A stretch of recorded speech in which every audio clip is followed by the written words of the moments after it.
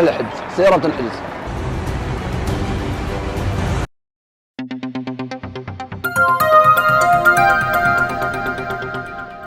एक तरफ Israel army का हर एक नियम को ब्रेक करते हुए गाजा में तबाही मचाना और दूसरी तरफ दुनिया के हर एक कोने में हजारों लाखों की तादाद में लोगों का जमा होना और प्रोटेस्ट करना।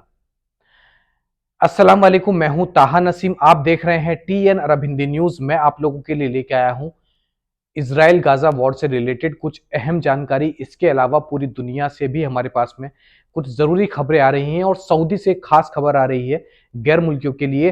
तो वीडियो में शुरू से लेकर आखिर तक बने रहें ताकि सही जानकारी आप तक पहुंच पाए। चैनल पर नए हैं तो चैनल को सब्सक्राइब करना ना भूलें। तो चलिए खबरों की शुरुआत करते हैं। सबसे पहले बात कर लेते हैं एक रोड हादसे की जिसमें लगभग 32 से ज्यादा लोगों की जान चली गई। इजिप्ट की अगर हम बात करें तो इजिप्ट की जो कैपिटल है कायरो, वहां से लगभग 130 किलोमीटर दूर, क्योंकि अब मौसम चेंज हो रहा है, काफी ज्यादा फॉग था रोड पर, जिसकी वजह से एक टूरिस्ट बस जिसके अंदर 32 से ज्यादा पैसेंजर्स मौजूद थे, वह पार्क्ड गाड़ियों में जाकर ठुक गई। यानी कि गाड़ी खड़ी थी, उनमें कोहरे की वजह से उस बस ड्राइवर को वह गाड़ी नहीं दिखी और उनमें जाकर हाई स्पीड बस ठुक गई। जिसके बाद जिन गाड़ियों में वे ठुकी उनमें भी आग लग गई और बस के अंदर भी आग लग गई। जगह पर जो है 32 लोगों की मौत हो गई। और केवल इतना ही नहीं, जब वह बस जाकर ठुकी, क्योंकि कोहरा था इस वजह से उसके पीछे भी जितनी गाड़ियां थी एक के बाद एक कार उस बस में आकर ठुकती रही, सिर्फ फोक की वजह से। और पूरे मामले में लगभग 65 से ज्यादा लोग घायल बताए जा रहे हैं और 32 जो है लोग मारे जा चुके हैं।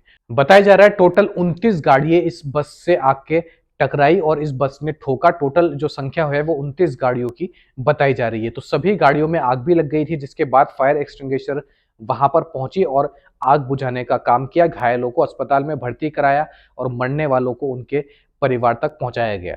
परसों रात इसराइल की आर्मी ने ग्राउंड इन्वेजन शुरू कर दिया था गाजा के अंदर। यानी कि जमीनी तौर पर इसराइल की आर्मी गाजा के अंदर अब एंटर कर चुकी है, जब वहां से लैंडलाइन और इंटरनेट के कनेक्शन काट दिए गए थे।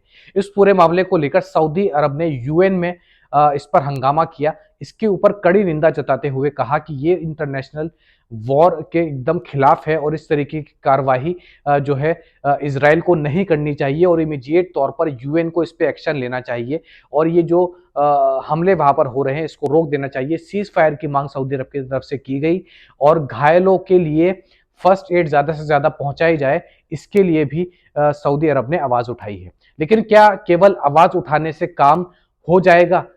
23 दिन से ज्यादा हो चुके हैं इस वॉर को और अब तक जो है हजारों की तादाद में गाजा के अंदर मासूम बच्चे मारे जा चुके हैं, मासूम लोग मारे जा चुके हैं और इनकी जो नंबर्स हैं दिन ब दिन वे बढ़ते ही जा रहे हैं।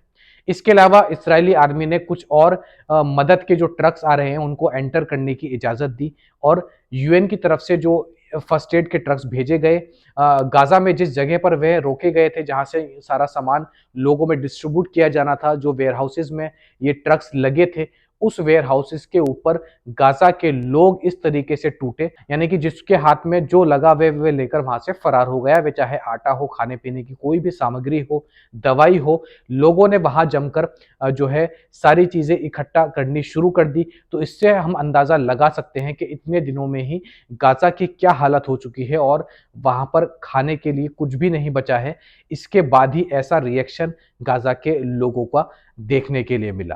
तो आप अंदाजा लगा सकते हैं कि किस क्राइसिस से गाजा के लोग गुजर रहे हैं। एक तरफ इसराइल की तरफ से ग्राउंड इन्वेजन हो चुका है और दूसरी तरफ लंदन ब्रिज के पास में जो है हजारों की तादाद में फिलिस्तीन की सपोर्ट में लोगों ने एक मार्च निकाला, प्रोटेस्ट किया, पीस प्रोटेस्ट किया, जिसका नजारा आप अपनी स्क्रीन पर देख रहे हैं। हजारों की तादाद में लंदन में लोग जमा हुए और सीज फायर की मांग करते हुए उन्होंने वहां पर नारे भी लगाए। इसके अलावा इंडिया के केरला स्टेट में भी एक बहुत बड़ा प्रोटेस्ट कल हमें देखने के लिए मिला।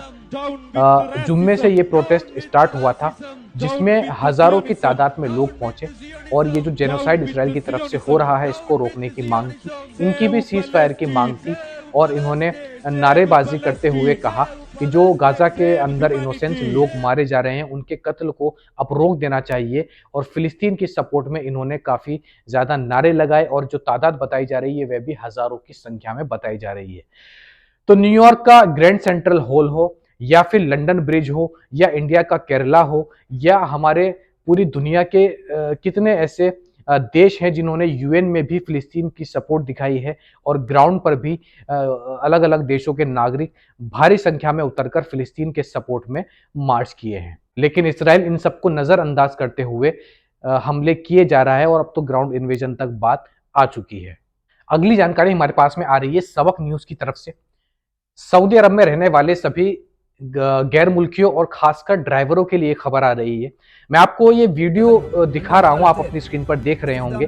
इसको जरा गौर से देखिए, इससे आप पूरी जो इनकी इन्वेस्टिगेशन चल रही है सऊदी पुलिस की, वह आप समझ सकते हैं। रियाद के अंदर हो ये रहा है कि पुलिस अब प्राइवेट व्हीकल से यानी कि नॉर्मल दिखने वाली गाड़ियों से वहां पर घूम रही है। अलग अलग एक ग्रुप पूरा पुलिस का घूम रहा है और वह सभी ट्रैफिक पर नजर रख रही है, जो कि छोटे छोटे रूल भी अगर ब्रेक कर रहा है कोई, यानी कि जैसे एक साइड से दूसरी साइड जाना, इस तरीके से जो वहां पर नियम बने हुए हैं उसके अगेंस्ट में जाकर टर्न लेना, लेन चेंज करना, ऐसे छोटे छोटे ट्रैफिक नियमों पर भी ध्यान रखा जा रहा है और खुफिया तरीके से ये गाड़ियों का, ट्रक्स का पीछा कर रहे हैं और जो भी कोई ट्रैफिक का नियम तोड़ता है उसके आगे गाड़ी लगाकर उसको पकड़ रहे हैं। ऐसे कई सारे गैर मुल्कियों का चालान कल रियाद के अंदर किया गया और कई सारे ऐसे ट्रक्स और कार्स भी जो है पुलिस की तरफ से सीज किए गए जिन पे फेक नंबर प्लेट्स थी या फिर नंबर प्लेट्स ही नहीं थी।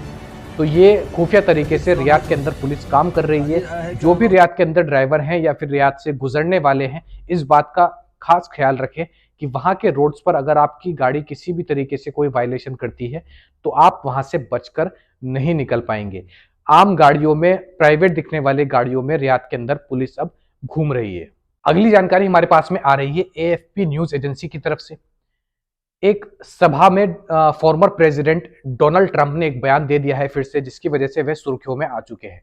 उन्होंने कहा है कि अगर आप मुझसे फिर से प्रेसिडेंट चुनते हैं तो मैं सभी मुस्लिम कंट्रियों पर बैन लगा दूंगा अमेरिका में ट्रैवल करने से। 2017 में उन्होंने ऐसा किया भी था। यही बात उन्होंने ज्यूइश कम्युनिटी को बिलोंग करते हुए कहा कि क्या आप पुराना जो ट्रैवल बैन मैंने लगाया था वह भूल चुके हैं।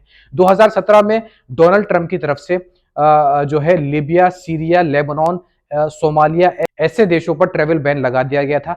यानी कि इन कंट्रीज के लोग अमेरिका ट्रैवल नहीं कर सकते थे। हालांकि इसको तुरंत कोर्ट में पेश किया गया था। डिस्क्रिमिनेशन का चार्ज जो है डोनाल्ड ट्रंप के ऊपर लगाया गया और 2021 में जब जो बाइडन प्रेसिडेंट बने तो उन्होंने ये ट्रैवल बैन हटा दिया था। इसी को याद करते हुए डोनाल्ड ट्रंप ने कह दिया कि मैं अपने दोस्त इजराइल को इस तरीके से प्रोटेक्ट करूंगा जैसे कोई और प्रेसिडेंट नहीं कर सकता। मैं सारे मुस्लिम कंट्रीज पर बैन लगा दूंगा अमेरिका में ट्रेवल करने से। तो इस तरीके का बयान देते हुए उन्होंने सभी मुस्लिम कंट्रीज की बेदबी की है और उनको एक तरीके से देखे तो वार्न भी किया है। इस टिप्पणी के ऊपर डोनाल्ड ट्रंप की आपकी क्या राय है? क्या उनका इस तरीके से डिस्क्रिमिनेशन करना, मुस्लिम्स के खिलाफ नफरत जो उनके मन में है, ये सही बात है? इसके ऊपर आप हमें कमेंट बॉक्स में लिखकर अपनी राय जरूर बताएं। अगली जानकारी हमारे पास में आ रही है। दुनिया के टॉप 10 रिचेस्ट में जिनका नाम आता है मुकेश अंबानी, इंडिया के टॉप रिचेस्ट मैन हैं और इनको एक बार फिर से एक थ्रेटन ईमेल मिला है। एनडीटीवी के मुताबिक शादाब नाम के एक शख्स ने इनको थ्रेटनिंग ईमेल भेजा, एक धमकी भरा ईमेल भेजा, जिसमें इस शख्स ने लिखा कि अगर आप हमें 20 करोड़ नहीं देंगे तो इंडिया में हमारे पास बेस्ट शूटर्स हैं जो कि आपको मार सकते हैं। इस तरीके से जान से मारने की धमकी मुकेश अंबानी को पहले भी मिलती रही है।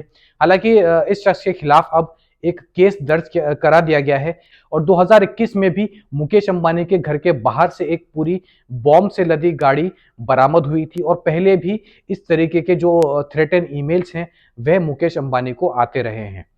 इस मामले के ऊपर अब मुंबई पुलिस जांच कर रही है और जल्द से जल्द इस शख्स को पकड़कर गिरफ्तार भी किया जाएगा। तो ये थी आज की कुछ खास और अहम खबरें गाजा इसराइल वॉर से रिलेटेड और सऊदी अरब में किस तरीके से इन्वेस्टिगेशन चालू है। ये बेहद जरूरी जानकारी थी जो आप तक मैंने पहुंचाई। हमसे जुड़े रहने के लिए हमारे चैनल को सब्सक्राइब करना ना भूलें और वीडियो पसंद आई हो तो वीडियो को लाइक भी कर दें। मैं ताहा नसीम अब आपसे इजाजत चाहता हूं। इंशाल्लाह कल आपसे फिर मुलाकात होगी मजीद खबरों के साथ। तब तक अपना ख्याल रखें और फिलिस्तीन के लोगों के लिए दुआ करते रहें।